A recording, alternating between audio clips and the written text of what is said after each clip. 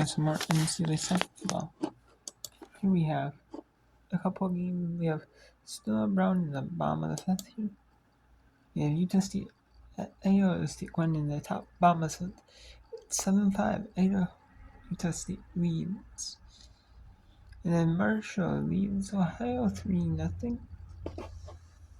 Is that select challenge? Then we have here Missouri State against Southern Illinois in a conference match. Southern Illinois leads 3-1.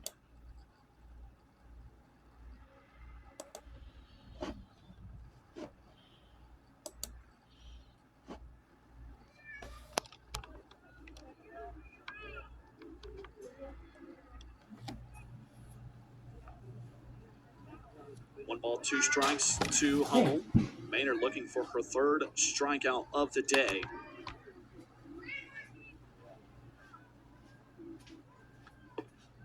One, two, misses low, ball two.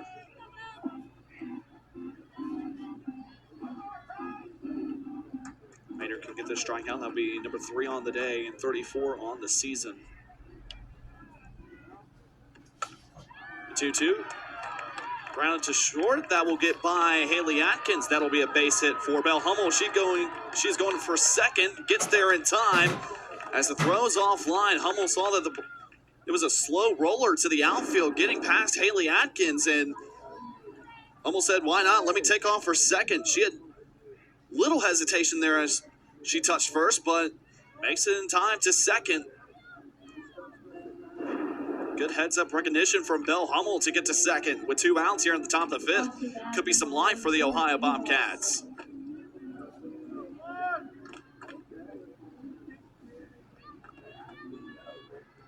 So now Lauren Uhas up to bat. Uhas so far 0 for 2 on the day today.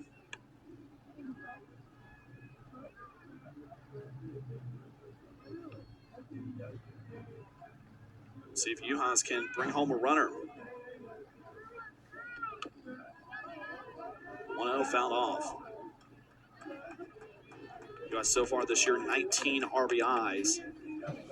That's third on the team. The previous play, they scored Belle Hummel with a single and advanced to second on a fielding error by Keisha Parks. 1-1, low, ball 2. But that is how they put that one down on the hit from Belle Hummel.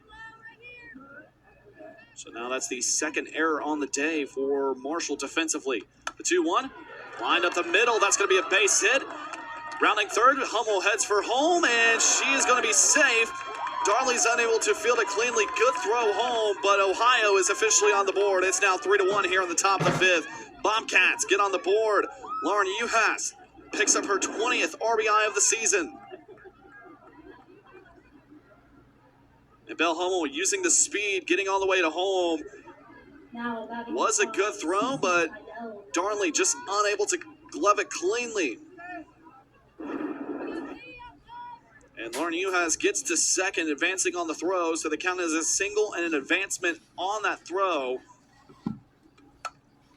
There's one lined out left field. That's going to be another base hit. Rounding third, Uhas coming home, and she will score. Bobcats are now back within 1. An RBI double for CeCe Kydell. And Ohio showing some signs of life with 2 outs here in the top of the 5th. That one just lined out to left field. No chance for Diamond Leslie to get there at all. And CeCe Kydell slides into second safely. And Lauren Uhas comes home for Ohio.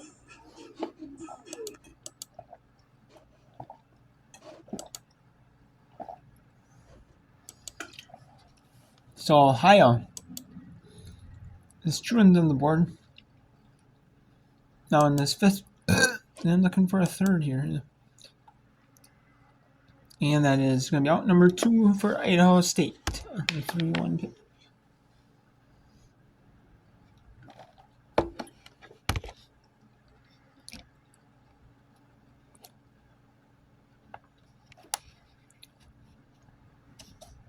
And there's still snow on Idaho right up in the top there. Looks like it. Either that or it's the sun. But it could be the snow. Oh, the snow there. Still.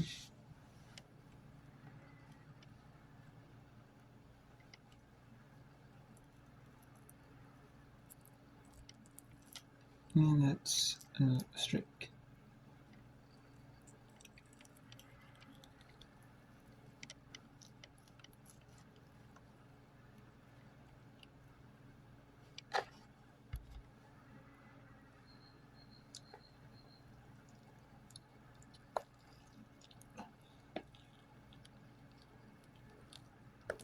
And we have nice snow. But Idaho State falls 7-5 to Utah State. Brown could not get the run in the fifth.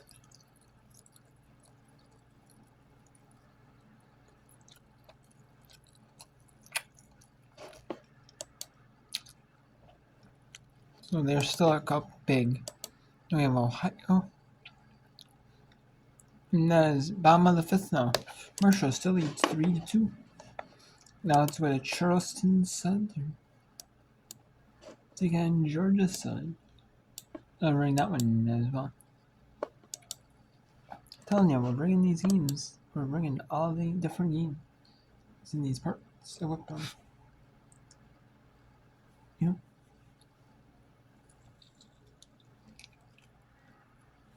And should have different games mixed in.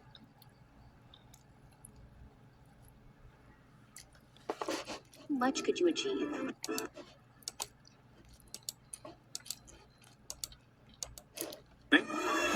Let's go see if Stonehill can get some momentum in the sixth inning. They have 2 outs in the straight. No balls, 1 strike to count to Emily Nardelli. And Borowski's 0-1 pitch. Low. 1-1.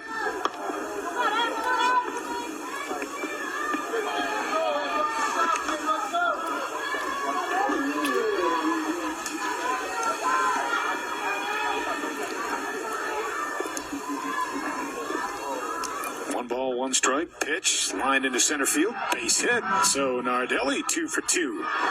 Since coming in as a pinch hitter back in the 4th inning. 2nd straight single to center field for Emily Nardelli.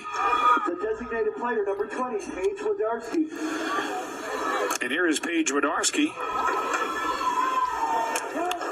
Started the game at first base, now the designated player.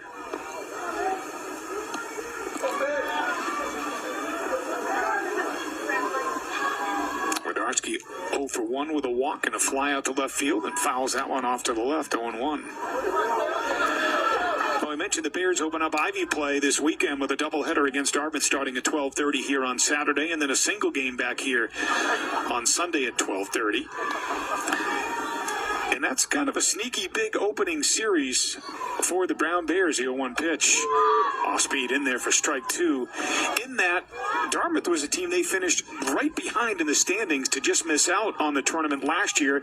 Dartmouth picked just ahead of them in 4th this year in the preseason poll. So if the Bears can find a way to take 2 or 3, possibly come up with a weekend sweep, it would get them off to a real good start in Ivy play.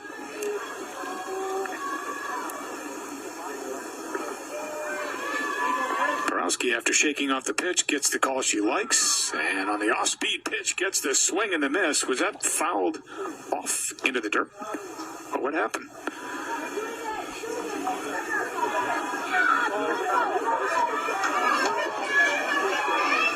Was that a no pitch? I'm not quite sure what the call was by the umpire there. It looked like it was swung on and missed. 1 ball, 2 strikes. Was it a block? Who knows?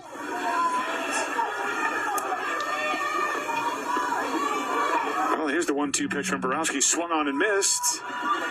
In in the dirt. The tag applied to Wodarski to end the top of the 6th inning. We head to the bottom of the 6th, and it remains Browns 7, Stonehill nothing. You're watching the Ivy League on ESPN.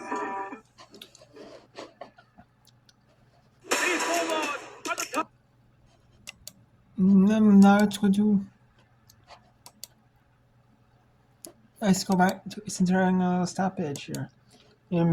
That's Illinois. Right now, let's go back to Marshall University, where the Marshall Thundering Herd are leading this one 3-2.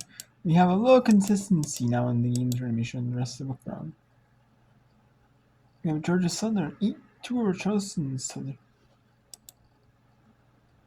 We have Southern hosting Missouri State in a conference match in the Missouri Valley, and Marshall 3-2. And I think these two are only playing a conference game because they couldn't find anyone to host. Maybe. Or they have a lot of teams and I'm guaranteed they'll play everyone at least a couple times. Like twice in conference. Maybe twice in the midweek games.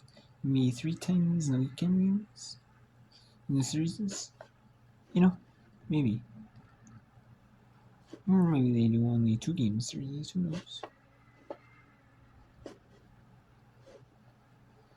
I assume they would probably do a doubleheader in the League. It really swirls and then just comes attacking those at the plate. And the umpire and the catcher and the hitter get the brunt of it. There's the strike called. And it's 1-1.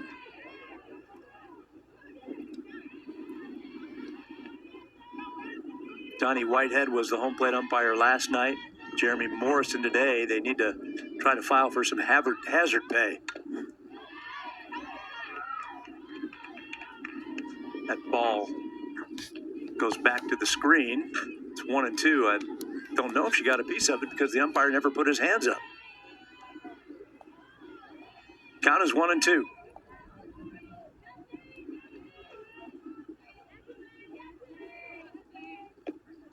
Bounces in. Good stop by Perales. Again, Coburn, had she known it was going to bounce in, would have been off. But the way that Grand's been hitting, you want to give her an opportunity. Long look from Swick. Fly ball right center. It gets down for a base hit again. Coburn has to stop at second. Sage Grant, 4 hits in her last 4 at-bats. And runners at first and second, top of the order for Emma Austin. I think Sage Grant really wants to play. I mean, she is proving herself to be effective and to be a very well-versed hitter at the plate. Went down to get that one, but still got around on it to get it over Girardi into right field. Here's Austin. Timeout called. Emma's going to give for her sliding pad. Over to Mary Jo Fernbach.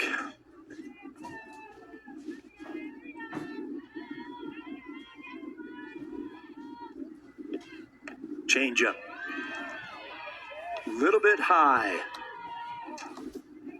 And it's 1-0. Yes, that's what you're seeing on the camera. So that's what they're seeing up close in person.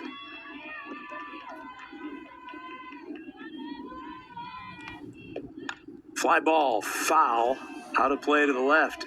Mm-hmm. Emma took a healthy cut at that, didn't she? That ball was laced out of here, and it got out quick because it was head on a line, and the wind is blowing it out anyways. 2 on, 1 out.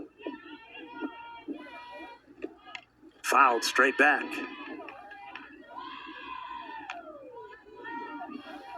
Swick gets ahead 1-2.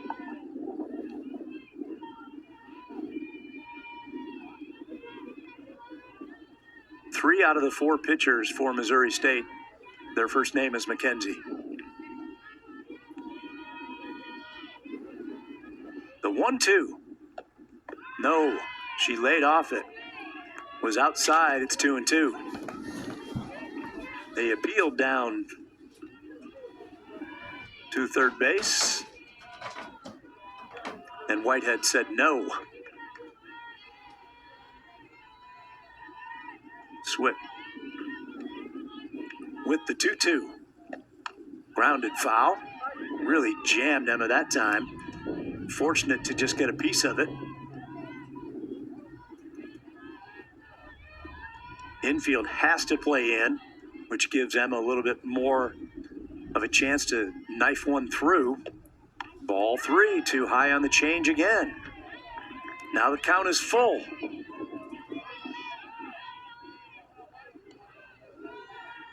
Salukis trying to add to their 4-1 lead here in the bottom of the 5th inning.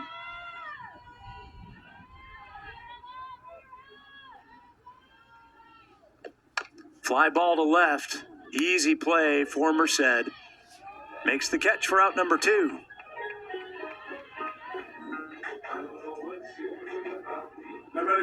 Here's Jackie Liss, who doubled last time up. Got her 21st run batted in. Will Johansson come after her? Johansson walked her every time yesterday. And here we are again with 2 runners on. You can walk her in this situation, but Anna Carter's right behind her.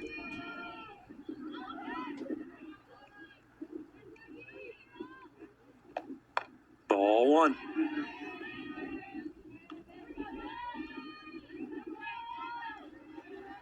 Johansson played with fire last time up, gave her a pitch to hit on 3-1, and Jackie doubled down the right field line.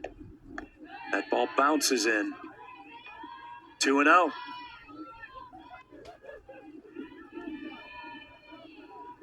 Carter was the first batter Swick faced, and she drew a walk last inning. Excuse me, that Johansson faced. Ball 3.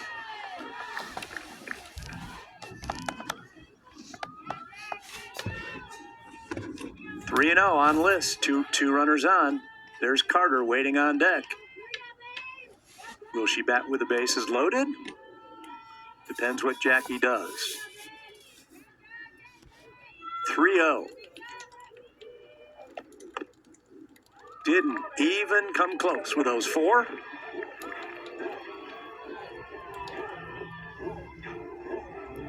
Dare I say it again? Bases loaded, 2 outs. 6 times in this game, the bases have been loaded and left loaded. Not this game. In the 2 games, the Salukis have left the bases loaded. Out to the mound comes again Brittany Gray Cardenas, the pitching coach, on how to approach Aaron Carter with the bases loaded and 2 outs. Aaron's going to go chat with... No, let's go. And now Soto doesn't up again the run rule win over Brown right there.